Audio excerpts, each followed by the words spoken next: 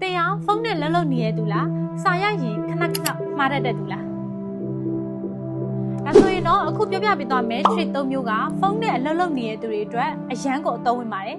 ဒီနေ့ဗီဒီယိုလေးမစခင်မှာတော့ Facebook ကနေကြည့်နေရဆိုရင် Edo User Guide by Unique ရဲ့ Facebook page ကို follow လေးလုပ် like လေးနှိပ်ပြီးသွားရင်တော့ share ပေးသွားပါဦးနော် TikTok ကနေကြည့်နေရဆိုရင်တော့ TikTok channel လေးကို follow လုပ်ပြီးသွားရင်တော့အသေးလေးပေးခဲ့ဖို့မမေ့ပါနဲ့နော် User Guide by Unique ရဲ့ YouTube channel ကနေကြည့်နေရဆိုရင်တော့ Edo channel လေးကို subscribe လုပ်ပြီးသွားရင်တော့အခုလိုနည်းပညာဗီဒီယိုတွေကိုအမြဲကြည့်လို့ရအောင်ဘေးကခန်းလောင်းလေးကိုလည်းနှိပ်ပေးသွားပါဦး Edo ဗီဒီယိုလေးစလိုက်ကြရအောင်နံပါတ်1အနေနဲ့ကတော့ကိုကစာရိုက်လိုက်လို့အလဲမှာမှားသွားတဲ့အခါပြန်ပြင်ခြင်းလို့လက်နဲ့လိုက်ထောက်နေတဲ့အခါမျိုးတွေမှာနေရာမကျဖြစ်တတ်တယ်မလား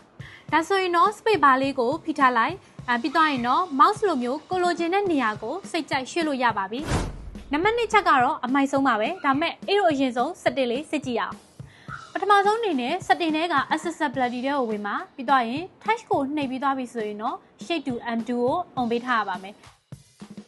ဒါဆိုရင်တော့စာရီမှားဖြတ်မိလိုက်တဲ့အခါမှာဖုန်းကိုဒီလိုမျိုးရှင်းလိုက်တာနဲ့စာရီပြန်ရောက်လာမှာဖြစ်ပါတယ်။ပုံတွေမှားဖြတ်မိရဆိုလို့ရှိရင်လည်းဒီနည်းနဲ့ရှင်းပြီးတော့ပြန်ယူလို့ရပါပြီ။နံပါတ်3ချက်ကတော့ဖုန်းကိုလည်းမလှုပ်ချင်ဘူး။လူကြားထဲမှာဒီလိုမျိုးရှိတ်ကမှာကိုလည်းရှက်တယ်ဆိုလို့ရှိရင်တော့ဖုန်းရဲ့ screen ပေါ်မှာလက်3ချောင်းကိုဘယ်ဘက်ကိုပို့ဆွဲလိုက်ပါ။ဒါဆိုရင်တော့ဆောနာကလိုမျိုးပဲ undo လုပ်ပြီးသားဖြစ်သွားမှာဖြစ်ပါတယ်။လွယ်လွယ်လေးပဲ။